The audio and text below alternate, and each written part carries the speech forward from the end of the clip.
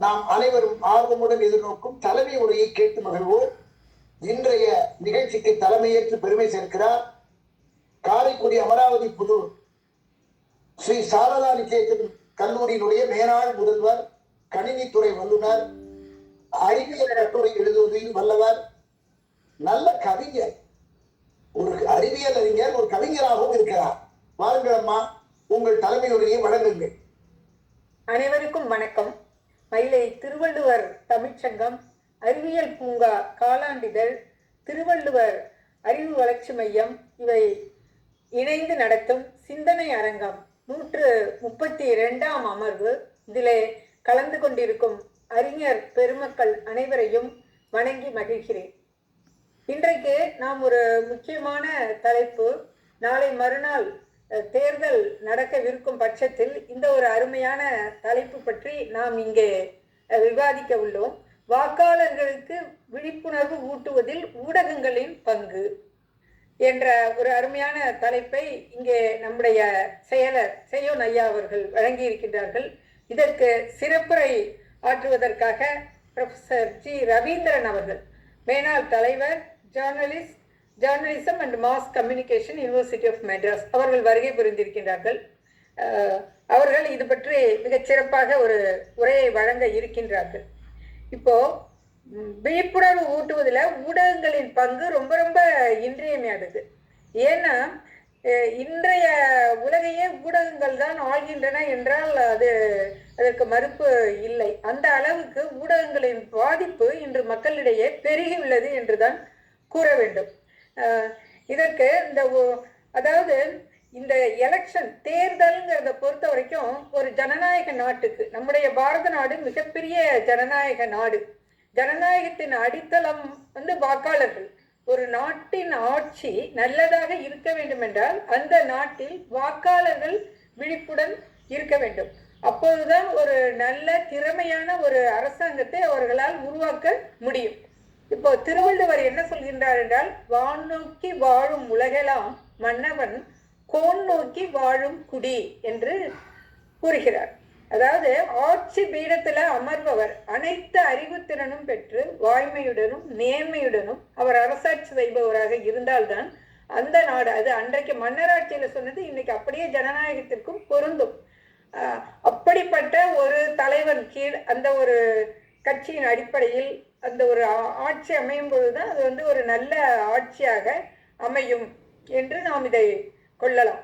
அதனால இன்னைக்கு இந்த விழிப்புணர்வு ஊட்டுவதில் மக்களுக்கு ஊடகத்தோட பங்கு எப்படி இருக்கு அப்படின்றத நம்ம இப்போ சுருக்கமா பார்க்கலாம். இப்போ மீடியா ஊடகங்கள்னா அதுல என்னென்ன அடங்கும்னா, வானொலி, தொலைக்காட்சி, செய்தித்தாள்கள், மேகசின்ஸ், இதை எல்லாத்தையும் விட இன்னைக்கு ரொம்ப ஊடகத்துறையை ஆக்கிரமித்து கொண்டு இருக்குது அப்படின்னு சொன்னாங்க சமூக வலைத்தளங்கள் தான். சோசியல் மீடியா என்று சொல்லப்படுகின்ற ஃபேஸ்புக், ட்விட்டர், முன்னாடி இப்போ எக்ஸ் வலைதளம், யூடியூப் போன்றவை அனைத்துமே இப்போ நம்ம அந்த ஊடகங்கள் தான் குறிப்பிடுறோம். இந்த ஒரு சமூக ஊடகங்கள் மூலமா மக்களை சென்றடைய செய்திகள் ரீச் ஆகிறது ரொம்ப குயிக்கா 1 or 2 minutesலேயே பரவிடுது இந்த செய்திகள்.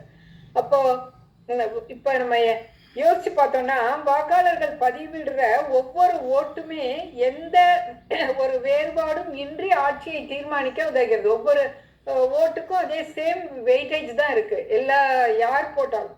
ஸோ அந்த ஒரு ஓட்டை நம்ம பதிவிடாம விடுறோம் அப்படின்னாலுமே அது மிகப்பெரிய ஒரு, ஏன்னா ஒரு வாக்கு வித்தியாசத்துல எல்லாம் தோற்ற வேட்பாளர்கள்லாம் இருக்காங்க. அதனால ஒவ்வொருவரும் அதை சரியான முடிவு எடுக்க வேண்டும் அப்படின்னா அவங்களோட கடமையை உணர்ந்து ஓட்டு போட வேண்டும்.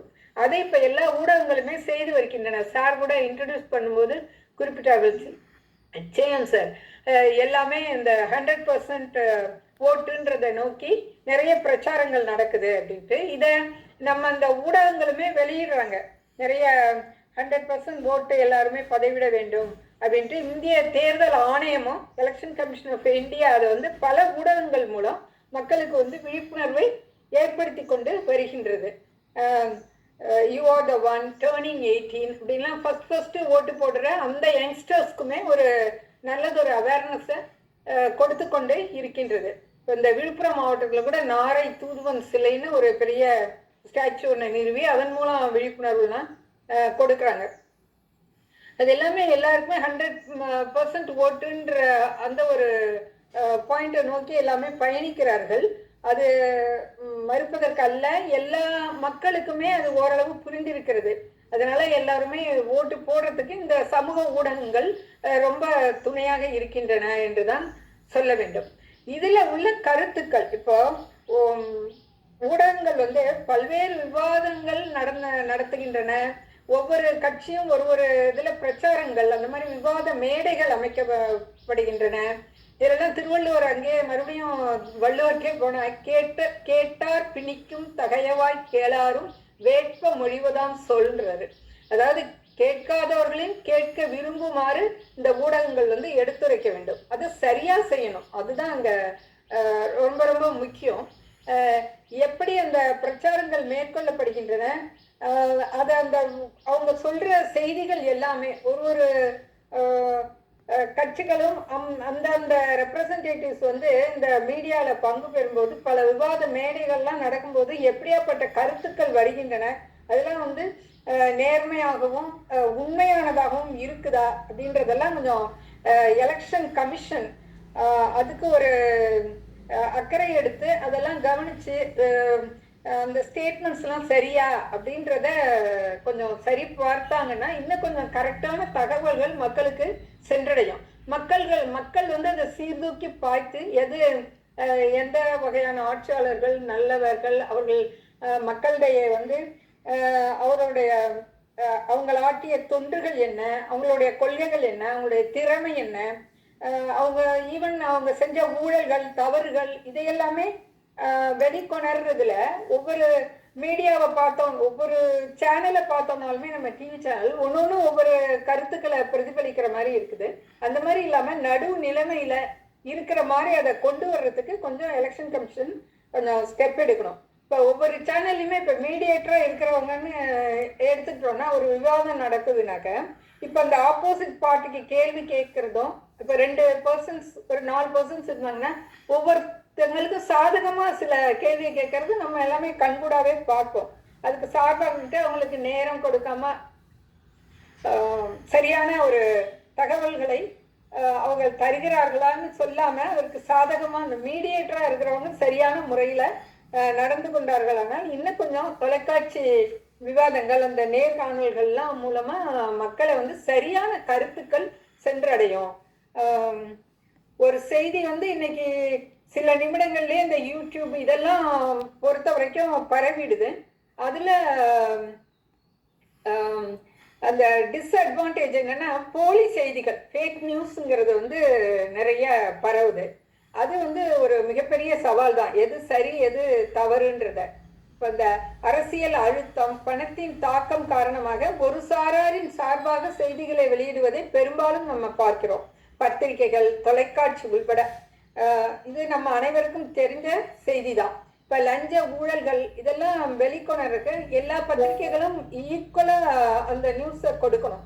சில பத்திரிகைகள் ஒரு சார்பா எழுதுவதும் மற்ற பத்திரிகைகள் வேறு மாதிரி எழுதும்போது அது மக்களுடைய குழப்பத்தை ஏற்படுத்துகிறது, எதை நம்புவதுன்னு. அதனால ஊடகங்கள் உண்மையையும் நேர்மையும் கரெக்டா செய்யறாங்களான்றத இந்த எலெக்ஷன் டைம்லயாவது எலெக்ஷன் கமிஷன் பங்கு வந்து ரொம்ப முக்கியமானது. அதை அவங்க செய்யணும். தேர்தல் காலத்தில் பின்பற்ற வேண்டிய நெறிமுறைகளை அறிவிப்பது, அப்புறம் சமச்சீர் செய்து செய்திகளை வழங்குமாறு அறிவுறுத்துவது, ஈக்குவல் கவரேஜ். அப்புறம் இந்த ஒருவர் அந்த பர்சனலா தாக்கிக் கொள்கிறார்கள், மத ஜாதி அடிப்படையில, கட்சி அடிப்படையில, இந்த மாதிரி தனிநபர் விமர்சனங்கள் இதெல்லாம் வந்து தவிர்க்கிறதுக்கும் சில நடவடிக்கைகள் எடுத்தா நன்றா இருக்கும். அதே மாதிரி பெய்ட் நியூஸ், இந்த பணம் வாங்கிட்டு மறைமுகமா விளம்பர செய்திகள் இவற்றையெல்லாம் கண்காணிக்க குழுக்கள் அமைச்சாலும் நல்லா இருக்கும். மெயினா இந்த ஃபேக் நியூஸ் வந்து ஃபேக்ட் செக் கமிஷன் ஒன்று போட்டு அதெல்லாம் தடை செஞ்சா கூட நல்லா இருக்கும். அதே மாதிரி இந்த எக்ஸிட் போல் அதுல வந்து நிறைய மக்களிடையே பல விதமான அந்த சரியான தவறான புரிதல்களை ஏற்படுத்த வாய்ப்புகளை ஏற்படுத்தி கொடுக்கிறது. இந்த அதாவது எலெக்ஷன் நடக்காதுக்கு முன்னாடியே இதை வெளியிடுறாங்க. நேற்றையிலேருந்து நிறைய அதை மீடியாவில் இங்கே எல்லா அனைவருமே நம்ம பார்த்துருப்போம். அந்த மாதிரி அது ஒரு பாரபட்சத்தை மக்களிடையே ஏற்படுத்துகிறது. ஒவ்வொரு மீடியாவும் ஒரு தவறான புரிதல்ல அந்த செய்திகளை வெளியிடுறாங்க. அதே மாதிரி இப்ப கார்பரேட் நிறுவனங்களை வந்து அந்த பொலிட்டிக்கல் பார்ட்டிஸ்க்கு கொடுக்கிற அந்த நிதி எலக்டோரல் பாண்ட்ஸ்ன்னு சட்டபூர்வமாகவும் மறைமுகமாகவும் கொடுக்கப்படுது. இது எல்லா நாட்டிலையும் நடக்குது. இருந்தாலும் இதை வந்து ஓரளவு கண்ட்ரோல் பண்றதுக்கு நடவடிக்கைகள் எடுக்கணும். அதனால அந்த என்ன ஆகுதுன்னா, இந்த மாதிரி பாண்ட்ஸ் கொடுக்கிற அந்த கார்பரேட் நிறுவனங்கள் பின்னாடி அவங்க ஆட்சிக்கு வந்த அப்புறமா தங்களுக்கு சாதகமான கொள்கைகள், வரிச்சலுகை அந்த மாதிரி வச்சுட்டு இந்த செயல்பட ஆரம்பிச்சிடாங்க. அதனால கார்பரேட் கட்டுப்பாட்டுல உள்ள ஊடகங்கள் அது வந்து பயஸ்டா நியூஸ் கொடுக்காம தடுப்பதற்கும் நடவடிக்கைகள் எடுக்கப்பட வேண்டும். இந்த லாபியிங் இதெல்லாம் இருக்கக்கூடாது. அப்புறம் இந்த அலிகேஷன்ஸ், குற்றம் சாட்டப்பட்டவர்கள் இருக்கிறாங்க இல்லையா, அவங்க தேர்தல்ல நிக்கிறதோ இல்ல பதவியில நீடிக்க கூடாதுங்கிறதுக்கோ சட்டங்கள்லாம் கொண்டு வரலாம். அப்புறம் இலவசங்களை அறிவிப்பதற்கும் தடை சட்டங்கள் கொண்டு வந்தா ரொம்ப ரொம்ப நல்லா இருக்கும். சில அரசியல் கட்சி தலைவர்கள் வந்து பண்பட்ட நல்ல சிந்தனையை தூண்டக்கூடிய அந்த மாதிரி அமைப்புகளும் இருக்கிறது. அதனால அப்புறம் ஒருவரை அவமதித்து தாக்குதல் செய்வதுதான் முக்கியமான காரணமா கொண்டு இந்த செயல்பாடுகள் எல்லாம் இந்த எலெக்ஷன் பிரச்சாரத்துல நடக்குது. இதெல்லாம் கொஞ்சம் இல்லாம எந்த ஒரு லிமிட்டுக்கு போகணும் அப்படிங்கிறதுக்கெல்லாம் ஒரு சட்ட கொண்டு வந்தா நல்லா இருக்கும். இப்ப எல்லாத்துக்குமே தேர்தல், அதாவது ஒரு எக்ஸாமினேஷன் இருக்கு. பட் இந்த மாதிரி வேட்பாளரா நிக்கிறதுக்கு மட்டும் எக்ஸாமினேஷன் கிடையாது. ஒரு டிஸ்ட்ரிக்ட் கலெக்டரா சிவில் சர்வீசஸ் எக்ஸாம் எழுதுறாங்க இல்லைங்களா, அவங்கதான் வந்து ஃபுல்லா எல்லா கொள்கைகள் எல்லாவற்றுமே சிவில் சர்வீசஸ் ஆபீசர்ஸ் அவங்கதான் ஆட்சியாளராக இருக்கட்டும், காவல்துறை, ரயில்வே துறை, போஸ்டல் டிபார்ட்மெண்ட்னு எல்லாத்துக்கும் கொள்கைகளை வகிக்கிறார்கள். அந்த மாதிரி அவங்களுக்கு இவங்க டைரக்ஷன் கொடுக்குறாங்க. எலெக்ஷன்ல நின்று ஜெயிச்சு வர்றவங்க இந்த மந்திரிகள் அவங்கள்தான். அதை பத்தி நான் தவறா சொல்லல, ஜனநாயகம்ன்றது அதன் அடிப்படையில் தான் இருக்கு. இருந்தாலும் என்னுடைய ஒரு தாழ்மையான வேண்டுகோள் என்னன்னா, எலெக்ஷன் கமிஷனுக்கு ஒரு எக்ஸாம் கொண்டு வரலாம் ஓரளவு. அதாவது நம்ம நாட்டோட பாரம்பரியம், கலாச்சாரம், அரசியலமைப்பு சட்டம், குடிமக்களின் நலத்திட்டங்கள், ஒரு மாரல் வேல்யூஸ், நாட்டுப்பற்று, நம்ம சுதந்திர போராட்டத்தோட பின்னணி, நம்ம நாடு எவ்வளவு பெரிய ஜனநாயக நாடு, எவ்வளவு பெரிய மக்கள் தொகை கொண்ட நாடு, அதோட பாரம்பரியம் என்ன, வரலாறு என்ன, இதெல்லாம் வந்து ஓரளவு இந்த பேப்பர் சிவில் சர்வீசஸ் எக்ஸாம்ல 4 பேப்பர் ரைட்டிங் 4 பேப்பர்ஸ் ஜெனரல் ஸ்டடீஸ்ன்னு எழுதுறாங்க. அவ்வளவு டஃப்பா இல்லைனாலும் அதுல ஓரளவாவது எழுதி அதுல வந்து பாஸ் பண்ணவங்க தான் நிக்கலாம் எலெக்ஷன்ல அப்படின்னு கொண்டு வந்தாங்க. ஓரளவுக்கு ஒரு மிகச்சிறந்த ஒரு ஜனநாயக அமைப்பு நாட்டுக்கு கிடைக்கும்ன்றது என்னுடைய விருப்பம். இது எவ்வளவு தூரம் இங்க நிறைவேறும்ன்றது எனக்கு தெரியாது. இருந்தாலும் இதை நான் இங்க பதிவு செய்ய விரும்புகின்றேன்.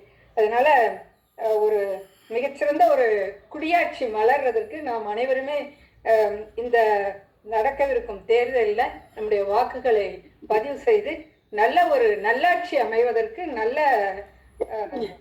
தலைவர்களை தேர்ந்தெடுப்போம் என்று கூறி இந்த ஒரு அரியதொரு வாய்ப்பை வழங்கிய மயிலை திருவள்ளுவர் தமிழ் சங்கத்திற்கும் சேரனையா அவர்களுக்கும் என்னுடைய நன்றியை கூறி விடைபெறுகிறேன். நன்றி, வணக்கம். செல்வராணி சொல்லுவதற்கு நீங்க அந்த மாதிரி மகளிர் வந்து முன்ன வரணும். மகளிர் உரிமைன்னு பெருமை பேசினால் பத்தாது. மகளிர் சொல்லுகிற கருத்துக்களை எல்லாம் மனதில் பதிய வைத்து அதை எந்த அளவுக்கு பின்பற்றுகிறார்களோ அது சால சிறந்தது. அன்பர்களே, உங்களுக்கு எல்லாம் தெரியும், அனைத்து